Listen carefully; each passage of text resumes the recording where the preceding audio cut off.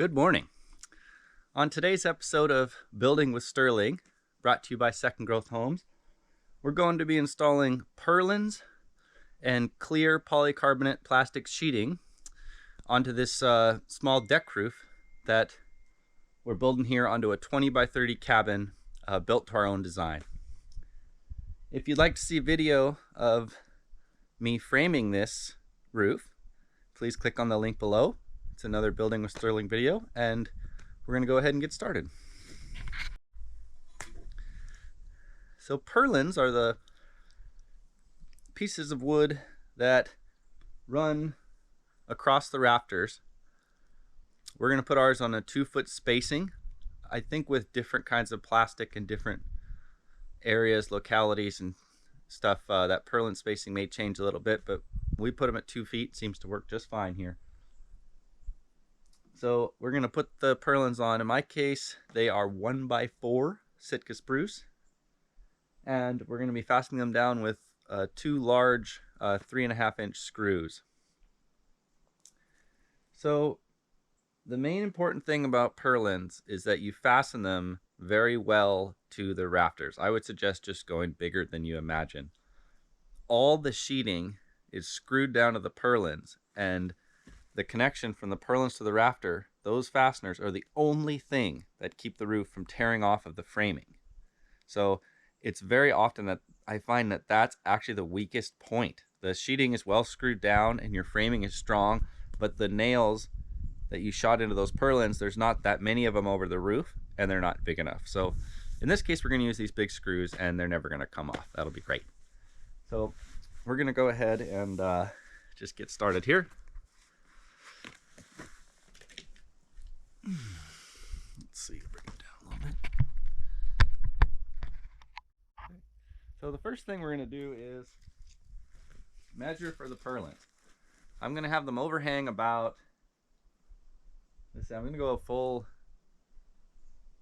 6 inches. So the purlins are going to overhang, so the purlins are going to overhang 6 inches on either end, past the last rafter. So we're just going to hook our tape on the last rafter here. And so everything is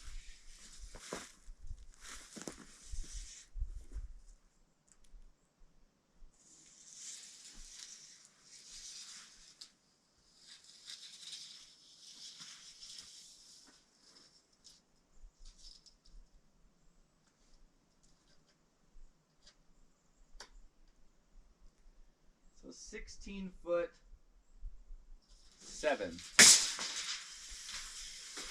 So we've got our first measurement for the purlin. We're going to go down and cut a couple purlins, and we'll get started. Here's the lumber that I'm working with today for purlins. These are 1 by 4s, second growth Sitka spruce from our sawmills at Corner Bay, and we're just going to go ahead and cut some of these purlins to length. Okay, we got our first purlin cut. Let's go ahead and throw it up there on the roof. Okay.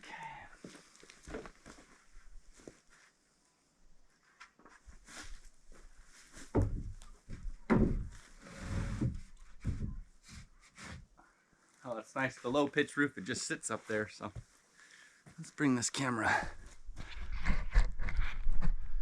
over and down a little. Okay.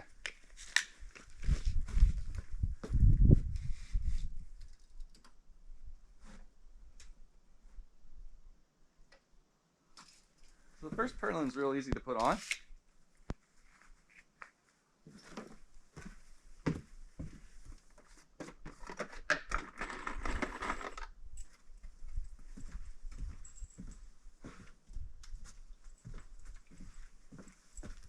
So the first purlin is real easy to put on. You just line it up nicely with your rafters. In this case, I just built this brand new, and the wall's pretty straight, so the rafters are real nice and straight, so it's really easy. If you're working on something weird and old and the ends of the rafters were all over the place, you might have to put a string on them and trim them off and do a bit of work to get this straight. Your fascia, if you had a fascia, and in this case the ends of your rafters. So let's go ahead and fasten this one down.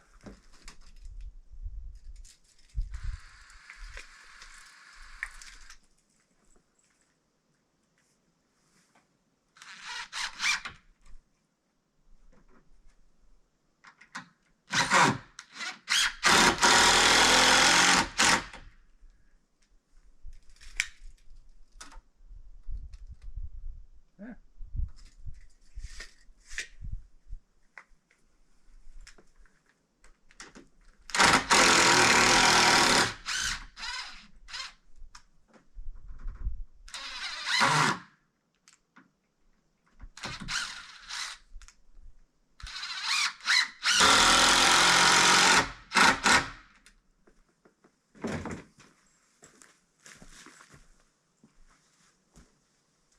Perfect. So everything about that. Okay, so everything about that looks perfect. It's straight, it looks clean. So all we're gonna do now is lay those purlins on the roof, fastening them down really well, and they're gonna be spaced on a real nice 2-foot interval. So I'm gonna go ahead and get all the purlins on the roof, and then we'll be ready for plastic. So the plastic we're using today is just a real simple kind of generic plastic. It's a brand called SunTuf. There it is, SunTuf, and I purchased this at Home Depot. SunTuf Polycarbonate Clear. So this is kind of the lower end of these kind of plastic you could use for like a greenhouse. There's the double layered insulated stuff, but I really have had a lot of issues with the double layer insulated stuff in Alaska with mold growing in it. And I really like to use this anytime I can. I've always been happy with it. And yeah, purchased it from Home Depot. SunTuf.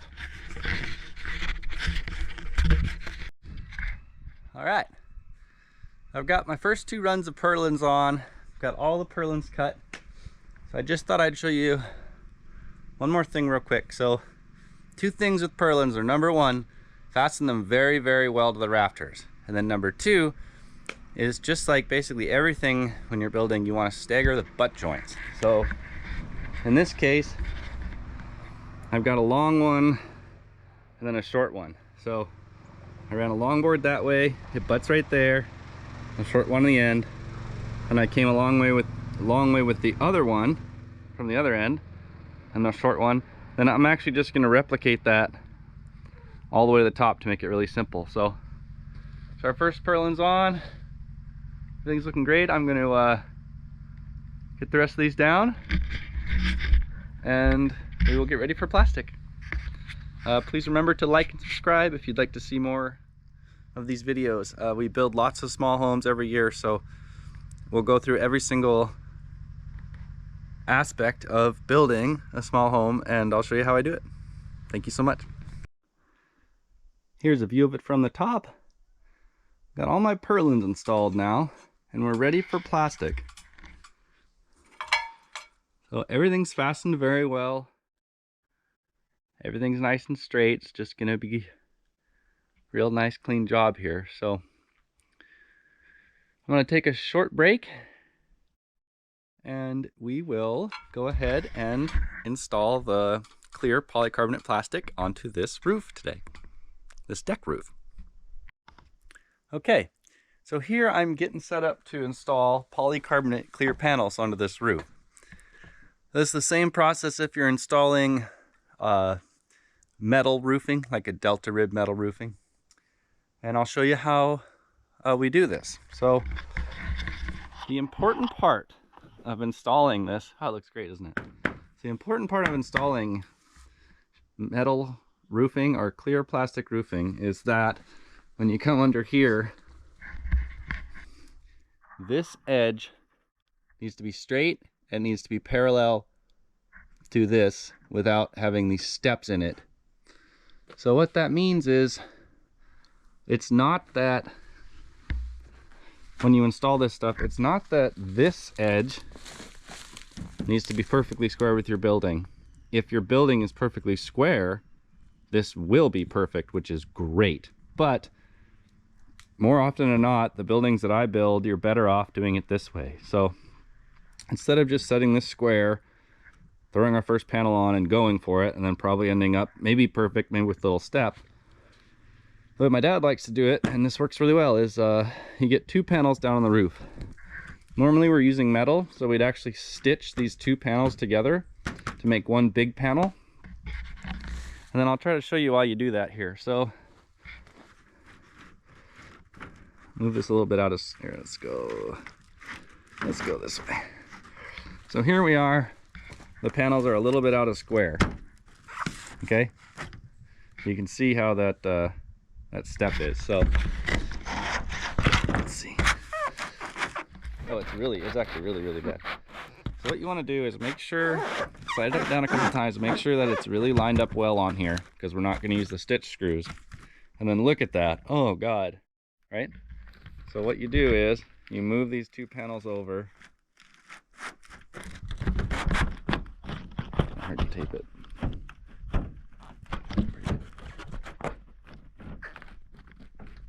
So you move these 2 panels side to side until that looks perfect, which it does there. Then we're going to check. We should have about 1.5 inches here. So, oh, 1 3/4, perfect.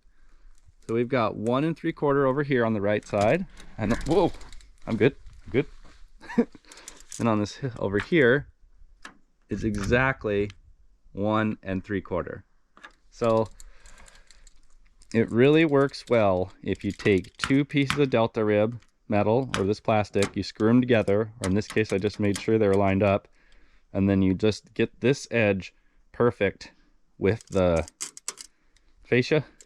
And if your fascia is straight, this is just going to be absolutely perfect. So I'm just going to fine tune this a little bit, and we're going to put in some screws, and we're going to be looking like a roof here. Once you get going with the stuff, it goes on pretty quickly. So this is how we do it. Take 2 panels on the roof. It's best to fasten them together. In this case, I just made sure that they were lined up with each other really nice, and then just get those 2 panels perfectly straight, perfectly even, and perfectly spaced for your drip edge, and your roof should come out perfect. Now if, let's say the fascia had a kink in it, so look how straight this is. It's just,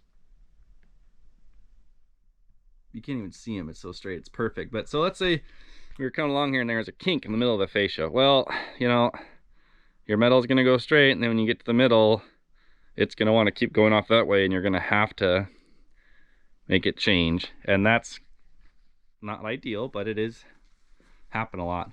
A lot of people will step it, so they'll just push one piece up a little farther and put this step in. It looks really bad. So what we would do in that case is you actually, with delta rib like this, you can grab the sheeting. Let's see how I can do this. So you can grab the sheeting and you can push it together a little bit before you screw it down, or you can expand it a little bit. So you grab it like this and you either spread it apart or you push it together. See how it can come, see that it can move? So if we got to the middle and we realized that we needed to turn this uphill, we would stretch the bottom of the panel before we screwed it down, and then we would shrink the top of the panel before we screwed it down. And usually in a couple panels you can go straight. You're still going to see the bend in the fascia, but your metal roofing is not going to look stepped. It's going to look really good. So we'll go ahead and get this first pieces fastened down, and we'll get going. Okay, so we're going to go ahead and start putting plastic on this roof. I'm going to go over and just double check my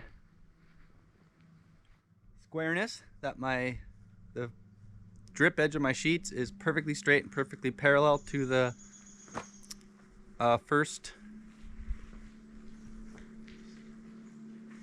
I'm going to go ahead and make sure that just double check that I'm going to go ahead and double check that my drip edge of my panels is perfectly parallel with this lower purlin, the drip edge of the roof, and we're going to go ahead and start fastening the panels down. We're using a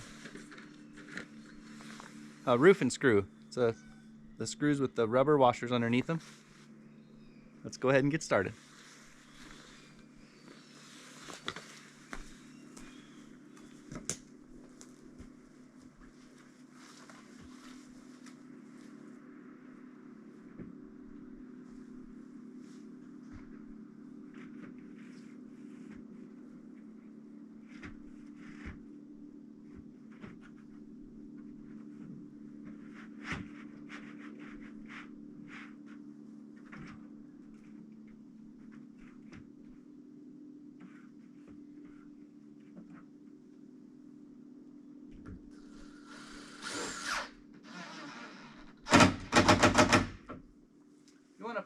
those screws in just at the perfect tension, just so that the washers are squeezing out a tiny bit, not too much. So I like to put one screw in there. Make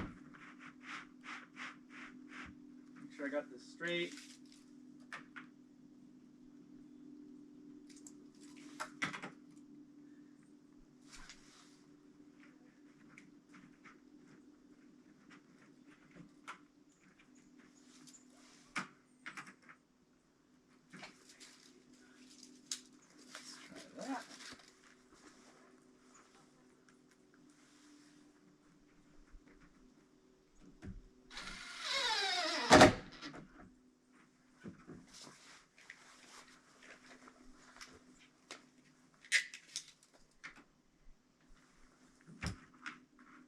Perfect.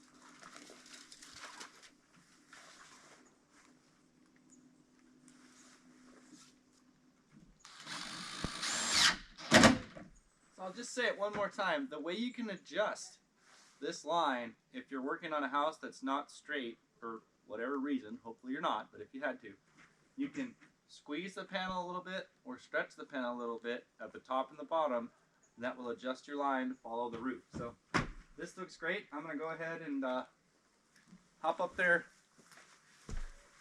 put in some screws, and we'll throw down some more panels.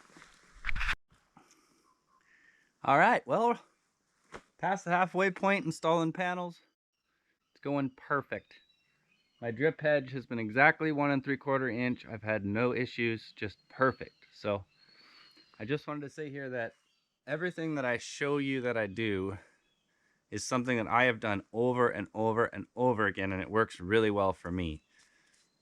Other people have different kinds of minds, and they would do this very differently. But everything that I show you on this channel is just Sterling's simple methods that I use to build small homes commercially. So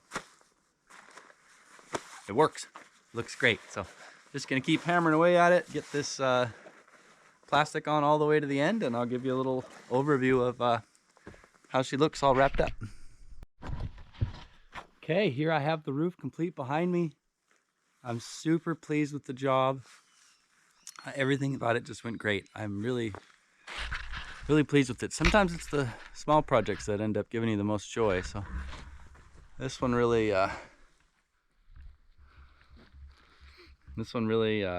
came together nicely here. So take a look.